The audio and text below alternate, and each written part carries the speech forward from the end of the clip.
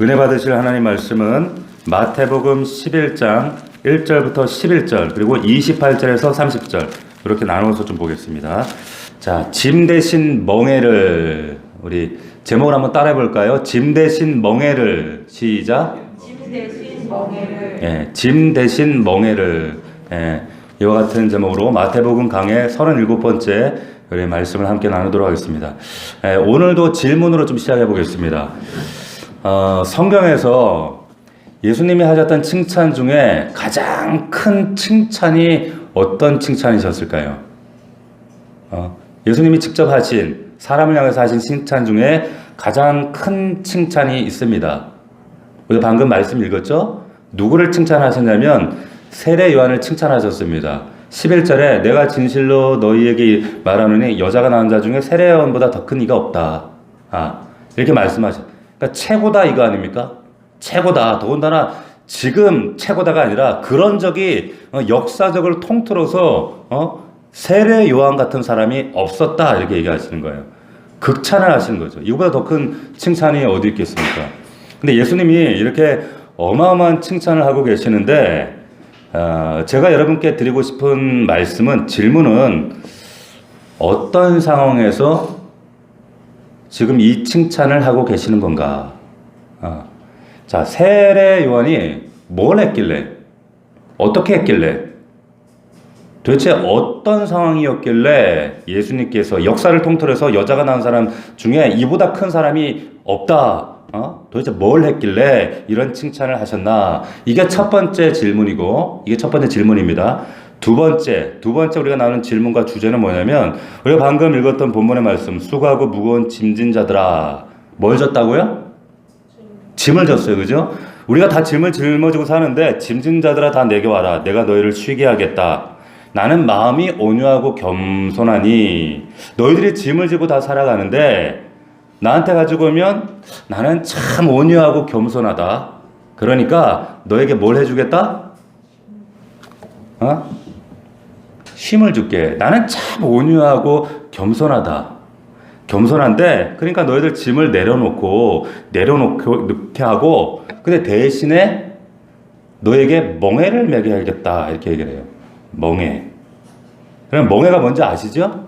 옛날 그 소가 달구지 끌 때 이렇게 시옷자로 된 그 큰 통나무로 된 무거운 거. 니네 짐 내려놔라. 등에 지금 지게를 하나 지고 있는데 내려놔. 그리고는 나는 겸손하고 온유하거든. 자, 그리고 니네는 이거 달구지 매라. 이거 똑같은 거예요. 자, 이게 말이 좀 앞뒤가 안 맞아요. 예? 너한테 뭐 줄 게 있는데 너네 짐 내려놓고 이거 더 큰 걸 매라. 왜? 나는 참 온유하고 겸손하거든. 이게 앞뒤가 안 맞는단 말이. 예. 자, 겸손하고 온유하신 분이면, 아니면 짐이건 뭐건 간에 다 이제 벗겨줘야지, 내려놓게 해야지. 왜 갑자기 다 내려놓고 동물이나 질 만한 이런 멍에를 매라.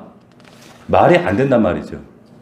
자, 어떤 의미로 이런 얘기를 주님이 하시는가? 이게 두 번째 질문입니다. 이 두 가지 주제. 근데 이거 사실은 이 주제가 연결이 되어 있어요. 자, 첫 번째부터 보겠습니다. 세례 요한이 뭘 어떻게 했길래 예수님께서 역사를 통틀어서 이런 사람 없다. 요한 같은 이가 없다. 왜 이런 칭찬을 하셨는가? 보시면 오늘 본문 2절을 다시 보시게 되면 세례 요한이 지금 감옥에서 지금 갇혀 있는데 예수께 제자들을 보냅니다. 파견합니다. 지금 헤롯 왕 때문에 감옥에 갇혀 있는데 제자들이 면회를 하는 거예요. 그런데 제자들을 시킵니다. 너 지금 저 멀리, 굉장히 멀어요. 있는 곳과 멀리 떨어져 있는 그 갈릴리까지 가서 예수님을 좀 만나고 와라. 제자들을 보냅니다. 자, 그런데 세례 요한이 왜 감옥에 갇혀 있어요? 지금 왜 감옥에 갇혀 있습니까? 갇혀 있는 이유가 누가복음 3장에 보면 이렇게 나와 있어요. 분봉왕 헤롯이 그의 동생의 아내 헤로디아의 일 때문에 이렇게 돼 있어요. 헤로디아의 일. 이게 뭐냐? 이게 무슨 말이냐면, 갇히게 된 이유가 요즘 말로 하면 정치범으로 갇혔다 이 말이에요. 정치범으로. 왜 정치범이냐? 그때 당시에 분봉왕이었던 헤롯 왕에게 밑보였어요. 분봉왕이 뭐냐면, 당시에 왕의 종류가 여러 종류의 왕이 있었어요. 그런데 분봉왕은 로마 제국이 다스리는 황제가 아니라 황제가 파송한 왕입니다. 그 지역을 다스리는, 그래서 유대 지역을 다스리는 그 지역의 왕, 이 사람이 헤롯이었단 말이에요. 그런데 이 분봉왕 헤롯이 그의 동생 아내 헤로디아의 일과 이렇게 나와 있어요. 이게 무슨 얘기냐면 이 헤롯이 자기 동생의 아내를 빼앗아가지고 결혼했어요. 말하자면 자기 제수씨를 뺏어가지고 결혼한 거예요. 이게 도덕적으로 상식적으로 맞는 일입니까? 맞지 않는 일입니까? 맞지 않는 일이잖아요. 이거는 있을 수 없는 일이잖아요. 그래서 세례요한이 가만히 있지 않고 날카롭게 신랄하게 목숨을 걸고 비판을 한 거예요. 그러면 안 된다. 그러니까 헤롯이 화가 나서 가둬버린 거예요. 가둬버린 겁니다. 요즘 말로 뭐예요? 대통령 비방해가지고 지금 정치범으로 지금 감옥에 들어가게 된 거예요. 자, 이게 여담입니다. 잠시 여담이지만 우리가 잘 알고 있는 것처럼 교회와 정치는 분리되는 게 맞아요? 분리가 안 됩니까? 안 되는 게 맞습니까? 분리되는 게 원칙적으로 맞아요. 그죠? 원칙적으로 맞습니다. 그런데 역사적으로 볼 때도 정치하고 종교가 결탁이 돼가지고 잘 되는 게 한 번도 없어요. 성경적으로도 옳지 않습니다. 자, 그럼 질문. 그럼 교회는, 우리 기독교인들은 정치인들이 부정하고 부패하고 온갖 짓을 다 해도 우리는 가만히 있어야 되는가? 가만히 있어야 됩니까? 네? 왜 이런 고민을 하잖아요. 보수 쪽의 교회와 진보 쪽의 교회가 다른가요? 두 가지를 한번 여러분 생각해 보세요. 정치인의 도덕성을 비판하는 거하고, 그리고 정치 그 분야의 어떤 정책을 비판하는 거하고, 이게 같은 겁니까? 다른 겁니까? 다른 거죠. 다른 거죠. 제가 설교를 하다 보면 좀 질문을 많이 드는데, 제 질문은 어려운 게 없어요. 단순하게 생각하시면 돼요. 예를 들어서 보세요. 지금 우리 국민 그 상생지원금 해가지고 이렇게 다 받잖아요. 다 이렇게 받고 있는데, 뭐 88%를 주냐, 뭐 90% 주냐, 뭐 나는 왜 안 주냐라고 막 또 지금 막 항의하고 이의 제기하고 그러잖아요. 여기에 대해서, 교회가 어떻게 될까요? 교회가 관여해서 왜 88%냐, 다 줘라! 90% 줘라! 교회가 이렇게 나라 이 정치 정책에 우리가 관여할 필요가 있을까요? 없을까요?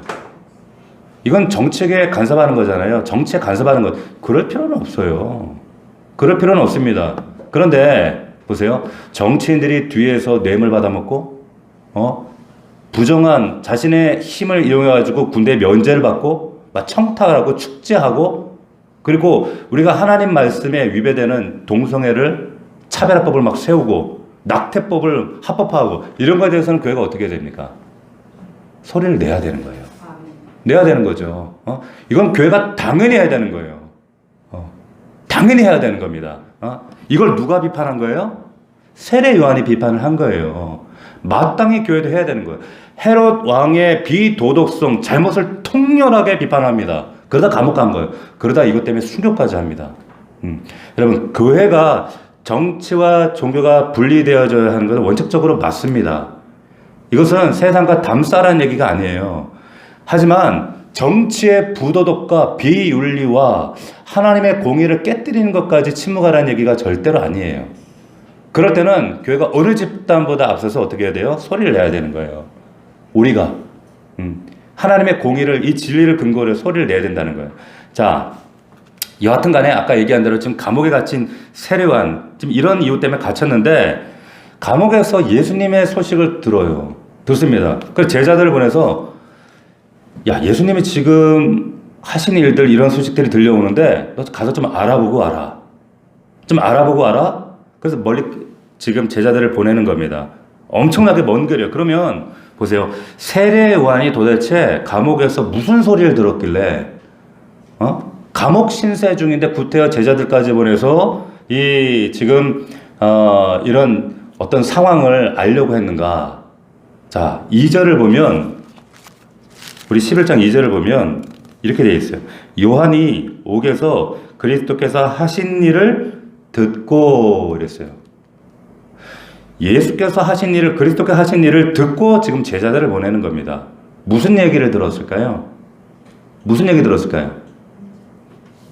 1절 보세요. 예수께서 12제자에게 명하시기를 마치고 이에 그들의 여러 동네에서 가르치시며 전도하시고 오기를 떠나가시니라.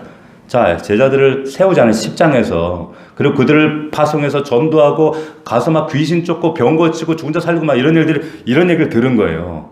이런 얘기를 듣습니다. 자, 당연히 이런 소식을 듣죠. 분명히 이런 그 세례요한이 감옥에서 이런 얘기를 들었단 말이에요. 맹인이 눈 떴다. 안진뱅이가 일어났다. 나병 환자가 깨끗해졌다. 예수님이 고쳤더니 귀가 열렸다. 말이 텄다. 죽은 자 살아났다. 막 이런 얘기를 들을 때에 그러면서 가난한 자에게 복음이 전파된다더라. 감옥까지 들려오는 거예요. 자, 그런데 이 소문을 듣고 세례요한이 감옥에서 곰곰이 고민을 한 겁니다. 안 되겠다. 너 갈릴리 지방 빨리 가서 예수님께 물어라. 확인해라. 제자들을 보낸 거예요. 가서 뭐라고 물어봤냐? 3절 보십시오. 뭐라고 물어봤습니까? 예수께 여짜오되 오실 그이가 당신 이오니까 우리가 다른 일을 기다리오리까? 이게 물어본 거예요. 뭡니까 이게? 오실 그이가 누굽니까? 메시아죠. 그러니까 한마디로 당신 메시아 맞습니까? 우리가 기다리는 메시아 맞습니까? 아니면 우리가 다른 메시아를 기다려야 됩니까? 이걸 물어보는 거예요. 자, 근데 사실 지금 세례요한이 이 질문을 제자를 통해서 하는데 이 질문은 사실은 세례요한에게는 굉장히 터무니없는 질문입니다. 말도 안 되는 질문이요. 왜? 세례요한이 제일 먼저 예수님 만난 게 언제예요? 예? 아니에요. 뱃속에서부터 만났어요. 기억나시죠? 뱃속에 있을 때 자기 엄마랑 예수님의 엄마하고 뭐예요? 친척지간이에요. 근데 임신 중에 두 사람이 딱 만났는데 뱃속에서 세례요한이 펄쩍 뛴 거예요. 예수님 만났다고. 성령이 막 쭉 말해서 뱃속에서 뛰놀았다 그랬거든요. 그 엄마도 알았단 말이에요. 얘가 왜 이러나? 이 뱃속 아이 보통 아이가 아니구나. 자, 나중에 세월 흘러서 30년 후에 예수님께서 지나가시는 것을 보고 요한이 뭐라고 합니까? 보라, 세상죄를 짊어지고 하는 하나님의 어린 양이다. 이 말은 뭐예요? 메시아인 걸 알았다는 거예요? 몰랐다는 거예요? 알았어요. 알았는데 이런 고백까지 했는데 이런 터무니없는 질문을 하는 거예요 지금. 오실 메시아가 당신 메시아 맞습니까? 우리가 다른 메시아를 기다리고 있는 겁니까? 왜 그랬을까요? 왜 요한이 지금 헷갈렸을까요? 자, 예수님이 지금 하시는 일을 보니까 세례 요한의 마음에 지금 굉장한 지금 혼동이 오는 거예요. 의구심이 드는 거예요. 야, 지금 예수님이 지금 돌아다니시면서 하시는 상황 정황들 보니까 세례 요한 마음에는 메시아가 아닐 수도 있겠다. 아닌가 보다라는 생각을 한 거예요. 왜? 소문을 들어보니까 안진뱅이 일어났다. 맹인이 눈을 떴다. 죽은 자가 살아났다. 막 귀가 열렸다. 나병 환자 깨끗해졌다. 근데 여러분 이상하잖아요.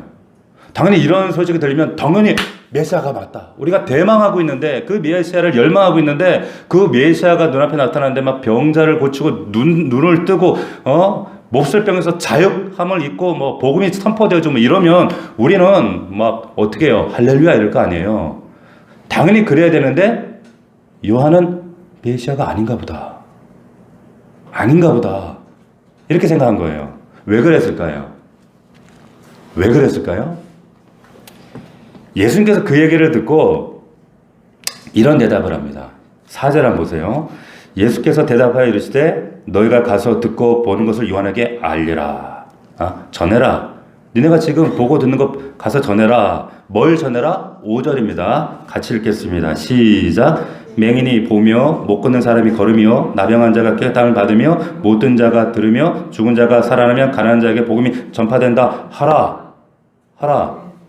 자, 근데 이거 요한이 이미 들었던 거예요. 그렇죠?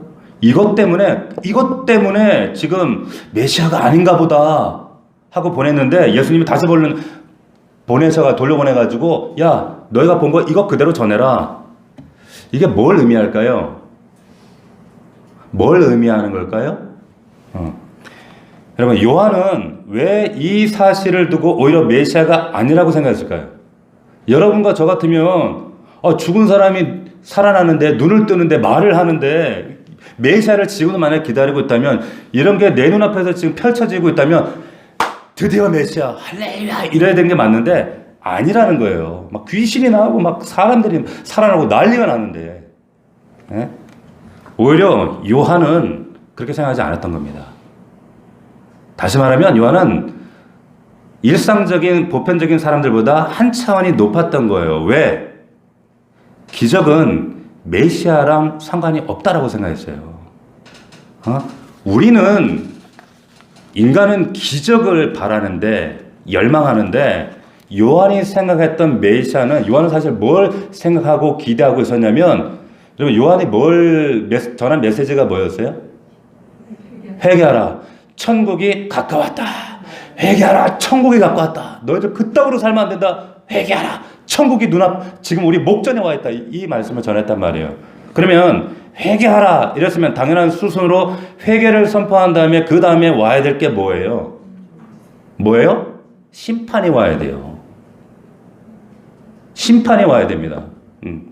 회개하라고 했으면 그 다음에 와야 되는 것은 심판이 와야 되는 거예요. 심판. 야, 내가 지금 이렇게 회개를 전파하고 회개를 선포하고 이러다가 내가 감옥까지 들어갔는데, 지금 메시아로 추정되는 예수라는 사람이 갈릴리에서 저 전하고 있는, 이제 저 사역이 시작되었으니까 이제 앞으로 뭘 하시겠지? 심판하시겠지. 심판하시겠지. 모든 것들을 다 끝내시겠지. 근데 아무리 기다려도 뭐예요? 심판할 기색이 안 보이는 거예요. 심판을 안 해요. 오히려 뭐예요? 가난한 사람 찾아가서 위로해주고 격려해주고 만져주고 안아주고 뭐 이런 거 한단 말이에요. 그냥 요한이 혼동이 되는 거예요. 이거 아닌데 메시아가 아닌가 보다. 회개하라 그랬으면 반드시 심판해야지. 왜 저러고 있지? 감싸주고 다니고 왜 만져주고 고쳐주고.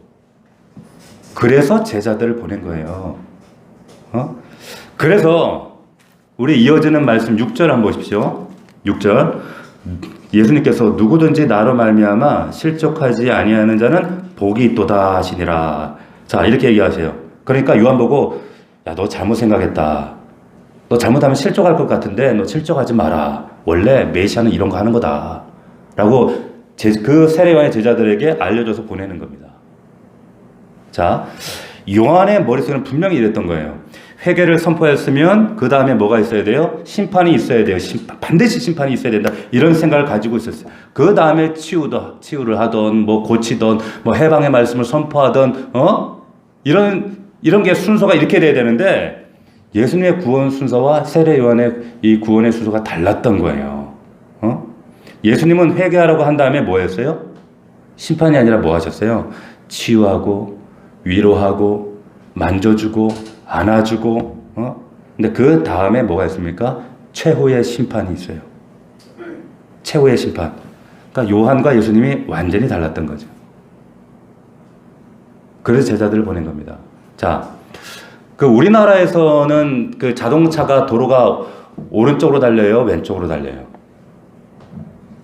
오른쪽으로 달리죠. 너무 어렵게 생각하죠, 이렇게. 오른쪽으로 달리잖아요. 근데 왼쪽으로 달리는 나라가 있어요. 어디가 그래요? 영국이 그렇죠. 또 일본이 그래요. 그리고 영국 식민지에 있던 나라들은 지금도 이 왼쪽으로 이렇게 차가 다닙니다.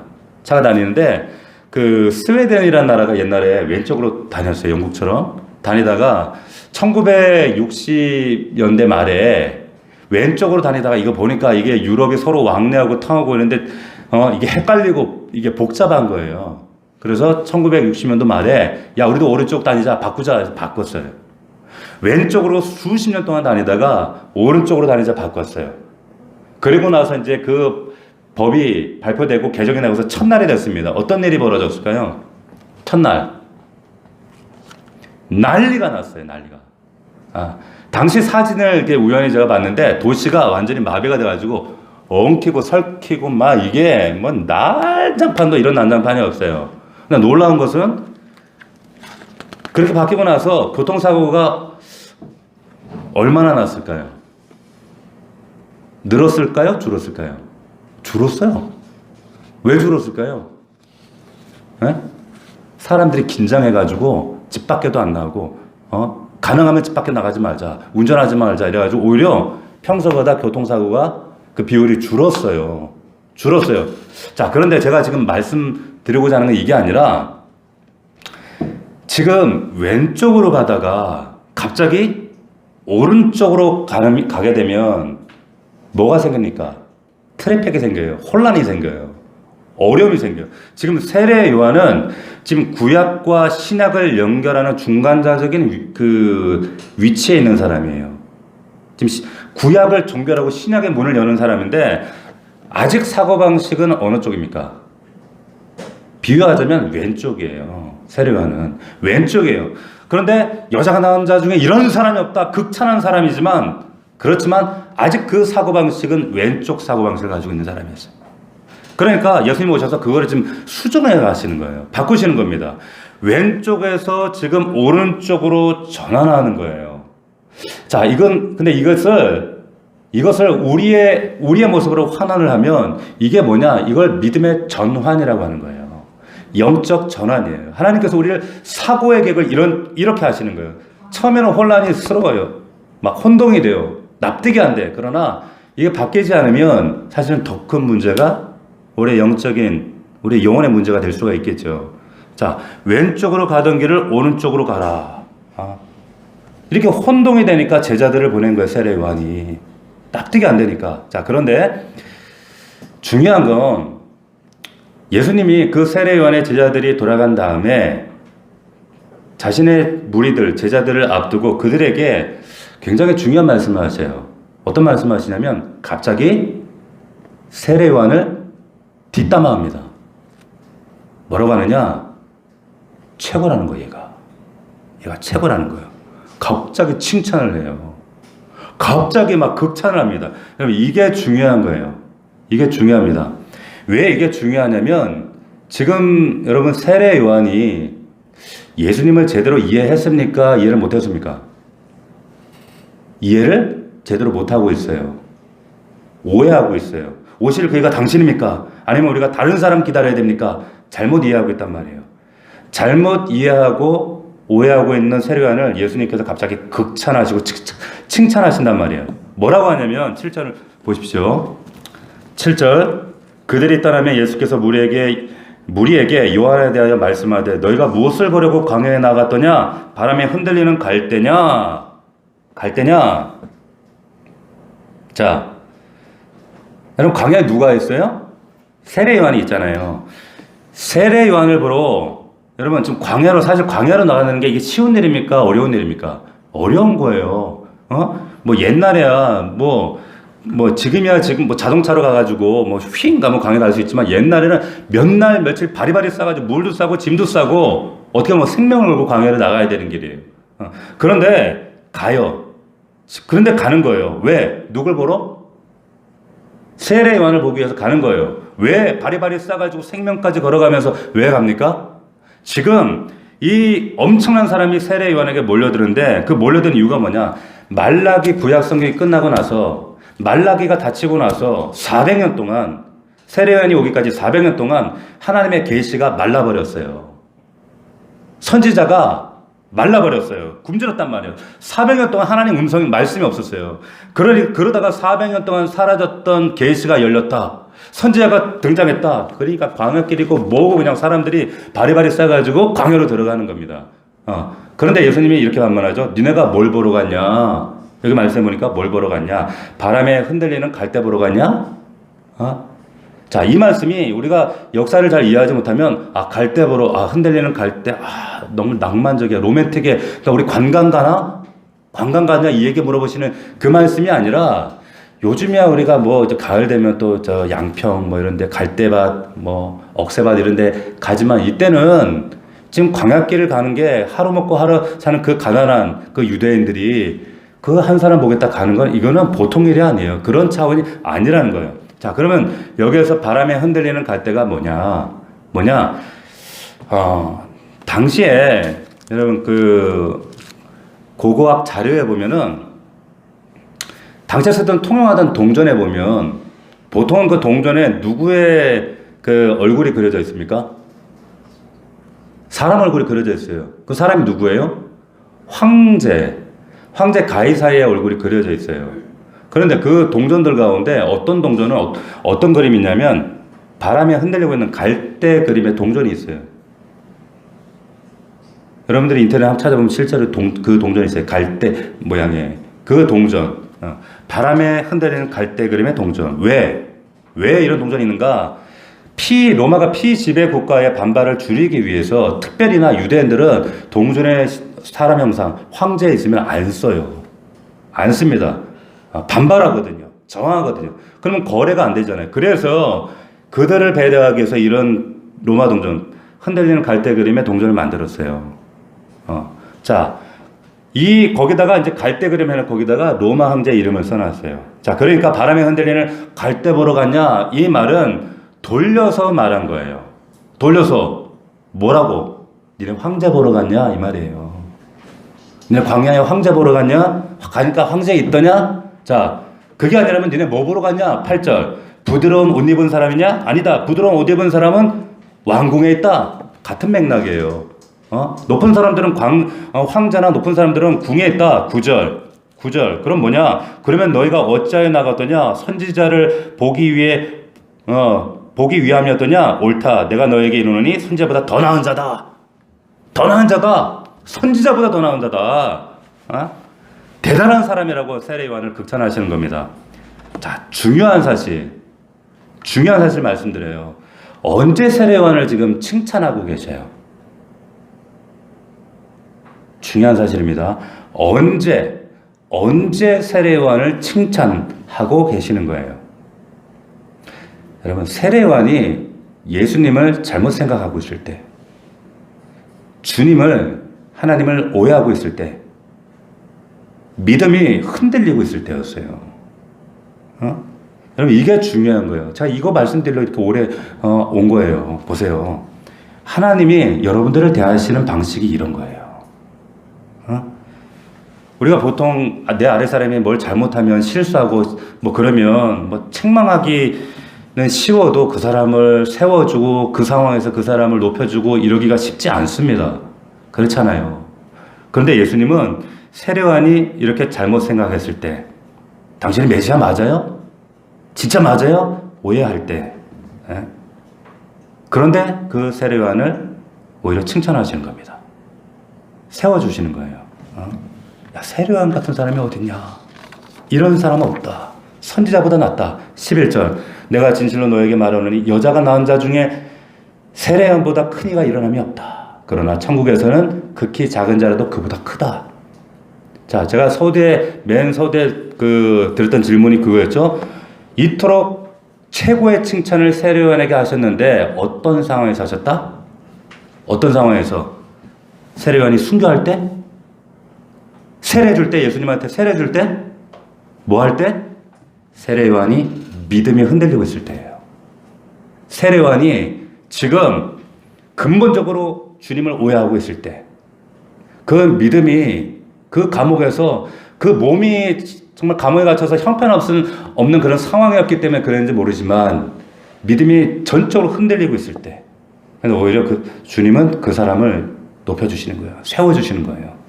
자, 이게 리더입니다. 여러분, 우리 목자들과 그리고 우리 이제 임직을 하는 안수 집사님들은 잘 들으셔야 돼요.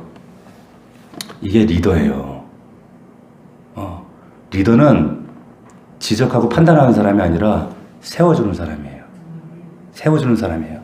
근데 바로 뒤에 11절 보니까 천국에서는 극히 작은 자라도 그보다 크다.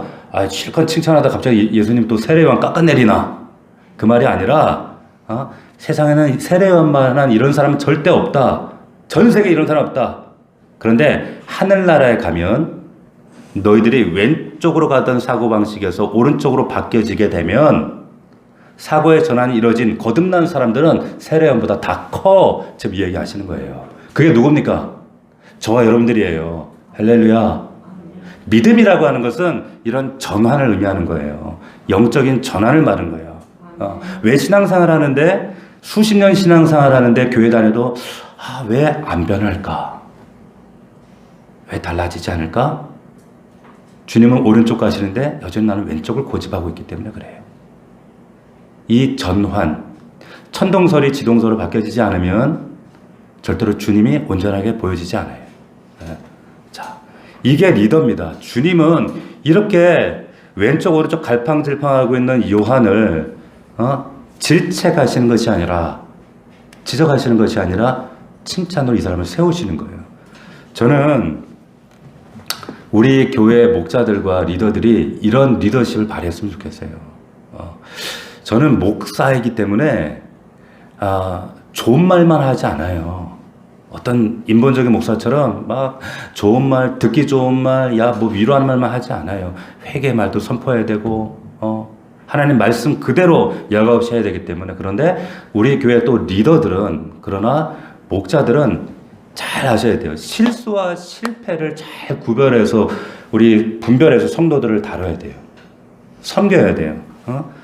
비록 여러분들을 오해하고 손가락질하고 때로는 나를 막 뒤통수 치고 그런다 할지라도 주님이 하신 것처럼 오히려 사람을 세울 수 있으셔야 돼요. 이게 리더입니다. 이게 목자예요. 이게 앞으로 세워질 임직자들의 모습이에요. 다르구나. 주님 다르셨잖아요. 쉽지 않지만 주님은 그렇게 하셨어요. 자, 그 다음에 하신 말씀이 우리 28절 중간 부분을 중략하고 넘어가는 거예요. 넘어가서 수고하고 무거운 짐진 자들아 다 내게로 오라. 내가 너희를 쉬게 하겠다. 자, 나는 마음이 온유하고 겸손하니. 아까 이게 말이 안 된다고 했잖아요. 그죠?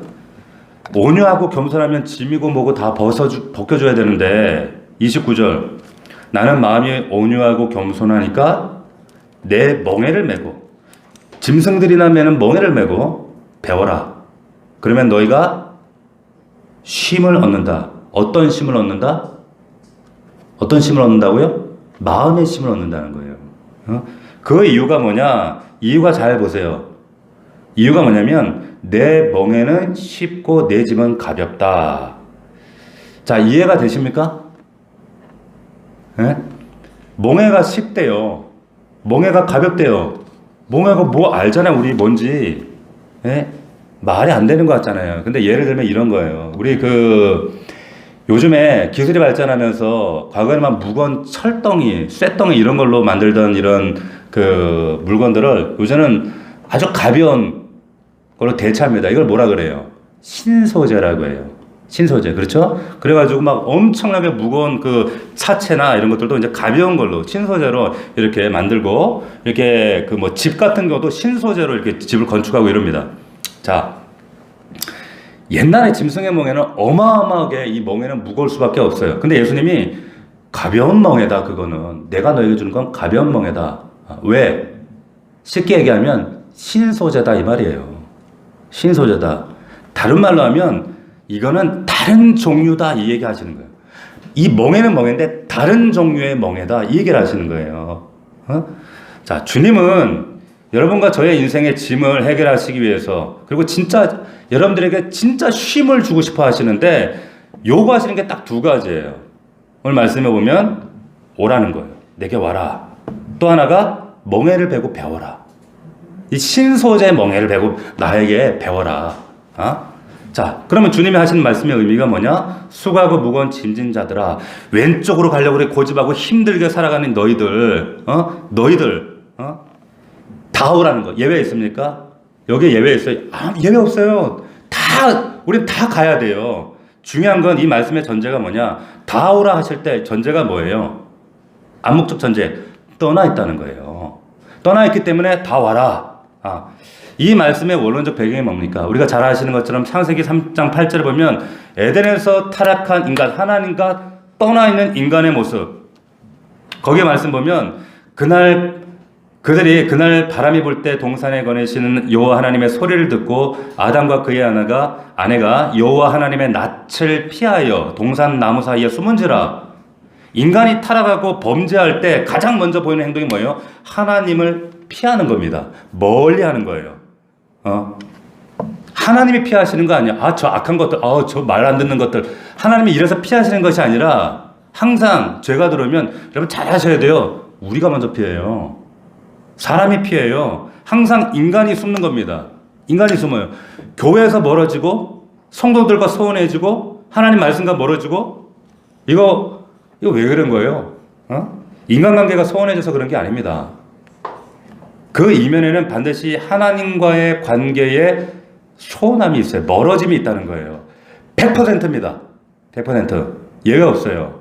이유는 여러 가지지만 사실은 하나님 관계 문제라는 거예요. 영적으로 하나님 앞에 숨는 겁니다. 피하는 겁니다. 하나님이 아담 부르시면서 네가 어디 있느냐. 근데 오늘 마태복음 11장에 내게로 오라. 같은 맥락이에요. 같은 맥락. 내가 어디 있느냐 그랬더니 이르되 내가 동산에서 하나님의 소리를 듣고 내가 벗었으므로 두려워서 숨었나이다.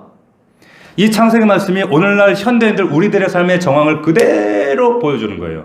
여러분, 하나님이 우리에게 주신 에덴이라는 뜻이 뭡니까? 기쁨이에요. 즐거움이 이 에덴이라는 뜻이란 말이에요. 그런데 우리가 우울하고 힘들고 뭐 죄책감에 시달리고 갈등하고 이렇게 살기를 우리 하나님 원하실까요? 원치 않으실까요? 원치 않으세요.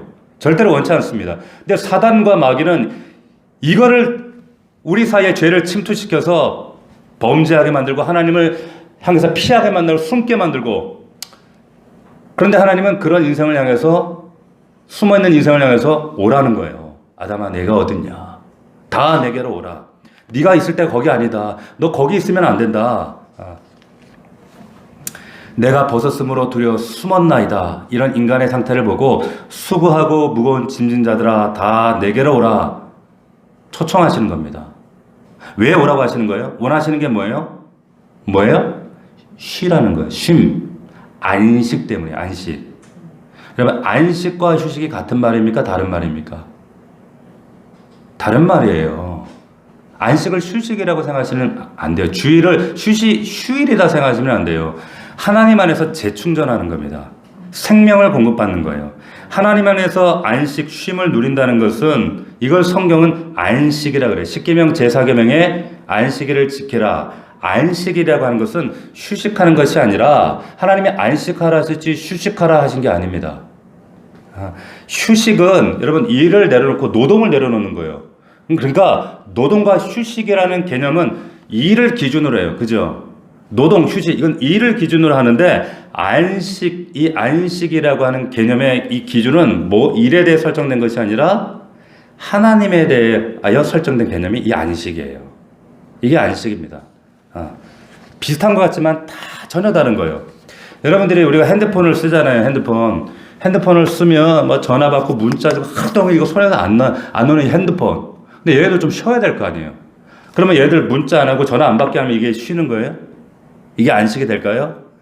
이 핸드폰의 안식은 뭐예요? 충전기를 꽂아야 되는 거예요. 그래서 새롭게 공급을 받아야 휴대폰도 이게 안식이 되는 거죠. 회복이 되는. 안 그러면 이거 아웃돼 버리죠. 꺼져 버려요. 성도의 안식이란 뭐냐? 그리스도 안에서 하나님 안에서 재충전을 받는 겁니다. 공급받아요. 그분 품에 안기는 거예요. 그래서 오직 여호와를 앙망하는 자는 새 힘을 얻으리니. 아멘. 그 하나님께 주시는 그 새 힘이 그분 안에서 우리가 공급받을 때 쉼이 되고 회복이 있는. 그래서 내게로 오라. 그래야 안식이 있다. 29절. 그런데 이게 이해가 안 된단 말이에요. 이게 나는 마음이 온유하고 겸손하니 나의 멍에를 메고 내게 배우라. 그리하면 너희 마음이 쉼을 얻으리니. 앞뒤가 안 맞잖아 이게. 그죠? 나의 멍에를 빼고 내게 배우라. 너희 마음이 쉼을 얻으리니. 내 멍에는 쉽고 가볍다. 가벼운 멍에가 어디 있어? 그 소 달구지에 있는 그 큰 구부러진 그 막대. 자, 그런데 이상해요. 참 이상해. 뭐가 이상한가? 멍에를 맨 만큼 무거워져야 하는데 멍에를 맨 만큼 가벼워진다는 게 주님의 말씀이에요. 맨 만큼 가볍다. 이거 뭐라 그래요? 역설이라고 그러잖아요. 여러분 이 멍에라는 이 지고스라는 의미가 뭐냐면 연합이라는 뜻입니다. 뭐라고요? 연합이라는 뜻이에요. 연합. 이 배경을 여러분들이 이해하려면 유대 농경 문화의 배경을 알아야 되는데 소가 이 달구지에 이 멍에를 메고 끌고 갈 때 이 유대는 반드시 결의로 두 마리가 뜹니다. 유대는 이스라엘 사람들은 두 마리가 함께 끄는데 한 마리는 유능한 소, 대부분 어미소, 리더하는 소. 그리고 작은 소는 보통 이제 커서 그 어미 함께 자란 새끼소라든지 작은 소가 매요. 같이 끌고 가는 거예요. 이게 유대사의 농사라는 거예요. 주님께서 내게 오라 이 말은 연합하자. 내가 할게. 예. 여러분 신앙생활 한다는 것은 소가 홀로 경험이 없어도 힘 못 쓰고 연약해도 갈짓자로 헷갈려면 왼쪽 갔다 오른쪽 갔다가 막 그럴지라도 능숙한 어미소가 있기 때문에 더불어서 멍에를 메고 간다는 거예요. 이게 지고스 멍에입니다. 연합이에요. 그래서 가벼워져요. 이게 우리가 살아가야 될 인생길이에요. 그러면 자유하다는 거예요. 할렐루야.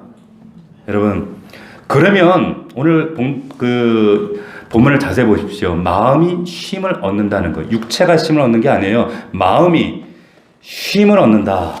쉰다. 이 쉰다라고 하는 헬라어 단어가 아나포신입니다. 아나가 뭐냐면 again, 다시, 포신, 멈춘다는 거예요. 이 안식은 뭐냐? 다시 도약을 위해 잠깐 멈춘다는 뜻이에요. 이게 쉼입니다. 더 나아가기 위해서 정지한다는 거예요. 단순히 활동 정지 그게 아니라 더 나은 것을 도약을 위해서 새로운 창조를 위해서 아나포신 다시 정지한다. 무작정 쉬는 게 아니라는 거죠. 근데 그게 어디서? 그분과 연합한 상태에 그래요. 네. 이렇게 되어지지 않으면 여러분들이 아무리 쉰다고 하지만 진짜 안식이 없는 거죠. 여러분 이러한 쉼을 어떻게 얻을 수 있습니까? 나의 멍에를 메고 내게 배우라. 주님의 멍에가 뭡니까? 신비스러운 멍에인 거예요. 신비스러운. 도리어 가벼워져요. 멍에를 메면 쉼을 얻는다 말이 안 되잖아요. 근데 역설이에요. 역설이라는 건 상식적으로 맞지 않는데 역을 보면 돼. 성경에 보면 죽으면 산다. 야 약할 때 강하다. 야 종이 되면 으뜸된다. 주는 자가 더 부여하다. 낮추면 높아진다. 역설이에요. 역설인데 된단 말이에요. 하나님 말씀은 된단 말이에요. 멍에를 메면 쉼을 얻는다. 역설 중에 역설이에요. 근데 됩니다. 할렐루야. 왜? 연합하기 때문에 그런 거예요. 연합하기 때문에 수고하고 무거운 짐진 자들아 다 내게로 오라. 내가 너희를 쉬게 하리라. 우리가 수고롭고 내 삶이 이렇게 부담스럽고 무겁게 느껴지는 까닭, 그럴 때마다 잠수 타고 그럴 때마다 주님과 멀어지고 그런 이유는 여러분 다른 이유가 아니에요. 사람 관계 때문이 아닙니다. 세상사가 힘들어서가 아니에요. 하나님을 멀리하고 살고 있기 때문입니다. 말씀에 순종하며 살지 않기 때문이에요. 하나님 품 안에서 자유할 수 있는 저와 여러분들이 되기를 주의 이름으로 축원합니다. 연합하세요. 그게 멍에예요. 이 세상의 모든 무거운 율법의 짐, 내 가지고 있는 아집, 왼쪽으로 가고자 하는 그 세상적인 짐들 모두 내려놓고 예수 그리스도의 그 자유케 하시는 멍에를 메고 하나님 품 안에서 안식을 누리는 자유할 수 있는 저와 여러분들이 되시기를 주의 이름으로 축원합니다. 축원합니다. 자, 우리 함께 기도합시다. 기도할 때 하나님 우리 두 가지 말씀 나눴어요. 첫 번째 요한이 주님 앞에 그 믿음이 흔들렸을 때, 오해했을 때, 하지만 주님이 그를 높여주셨어요. 이게 리더입니다. 이게 저와 여러분들의 모습이 되셔야 돼요. 세상 사람들과 다르잖아요. 그죠? 또 한 가지는 진정한 안식은 멍에를 지라는 말은 여러분들에게 부담 주려고 하시는 말씀이 아닙니다. 연합하자 이 말이에요. 연합하자. 쥐고스. 연합이 되면 역설입니다. 매면 너네 가볍다, 더 가벼워진다, 자유하다. 그때 비로소 쉼이 이루어진다. 그 쉼이란 아나포신이란 새로운 창조를 위해 더 나갈 수 있는 그런 쉼이 너에게 드디어 주어진다. 그게 안식이다. 그게 바로 오늘이다. 내가 너에게 주고자 하는 안식이 바로 이것이다.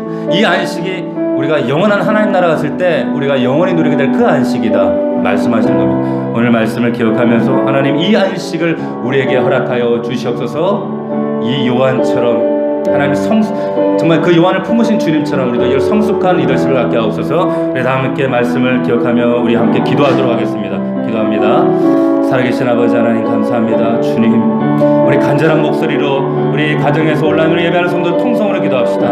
우리 입술로 주님 앞에 말씀대로 살지 못한 것들을 회개하면서 주의 뜻 가운데 서지 못한 것들을 발견하면서 이 말씀이 내 안에 울림이 있다면, 깨달음이 있다면, 새롭게 발견되어진 주의 음성이 있다면 우리가 회개합시다. 돌이킵시다. 말씀 앞에 나아갑시다. 하나님, 관념으로만 귀로만 듣는 자들 되지 않게 하시옵시고 이 말씀을 순종함으로 열매 맺는 자들 될 수 있도록 하나님 도와주시옵소서. 아버지 하나님, 30-40년의 신앙생활이 중요한 것이 아니라 한 말씀이라도 내가 오늘 결단할 수만 있다면, 이 말씀으로 내가 오늘 변화될 수만 있다면, 이 말씀으로 내가 살아날 수가 있고 이 말씀으로 내 삶이 정화될 수만 있다면 하나님, 이 한날의 신앙생활이 지난 30년보다 40년보다 더 귀하고 아름다운 신앙생활인 줄 믿습니다. 아버지 도와주시옵소서. 하나님, 주님 우리에게 주시고자 하는 진정한 안식을 누리길 원합니다. 아버지 하나님, 진정으로 하나님께서 주시고자 하는 그 멍에를 메고 주님과 정말 그 멍에로 연합하여 하나님 진정한 쉼으로, 아나포신으로 하나님 새로운 도약과 창조를 위한 하나님 안식으로 우리가 들어갈 수 있도록 아버지 도와주시옵소서. 수고하고 무거운 짐진 자들아 다 내게로 오라. 내가 너희를 쉬게 하리라. 우리가 스스로 우리의 삶이, 내 영혼이 여전히 답답하고 무겁게 느껴지는 이유는 관계가 소원해서가 아니라, 세상사가 답답해서가 아니라 하나님과 멀어져 있기 때문입니다. 아버지 하나님, 주님과 멀어져 있기 때문입니다. 하나님의 말씀과 멀어져 있기 때문입니다. 아버지 하나님, 우리가 주님과 더 가까워지도록 다시 한번 이 안식을 회복할 수 있도록 주님 도와주십시오. 우리 사랑하는 성도들, 가정과 삶 속에 막혀있는 모든 문제들 이 시간 선포합니다.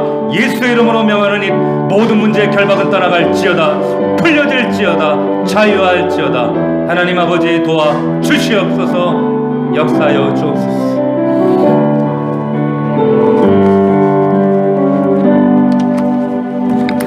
하나님, 우리 아버지, 우리를 진정으로 안식케 하시는 하나님, 주님이 허락하시는 이 멍에를, 아버지 하나님, 이 연합이란 이름의 멍에가 우리에게 때로는 육신적인 부담처럼, 무게처럼 느껴질 때가 있지만 하나님, 정말 주님과 연합할 때 진정한 쉼이 있음을 믿습니다. 아버지, 이 안식을 누리는 성도들 되게 하시고, 여전히 내 삶이 답답하고 부담스럽고 사람이 부담되고 세상사가 부담스러운 성도들이 있다면, 아버지 하나님, 사람 때문이 아니라 세상 일 때문에 그런 것이 아니라 하나님과의 관계가 우리가 소원해졌기 때문입니다. 멀어져 있기 때문입니다.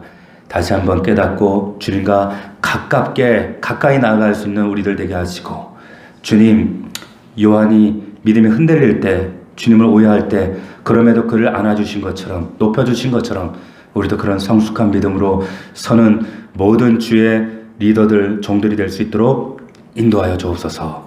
감사하고 예수 그리스도의 이름으로 기도하옵나이다. 아멘.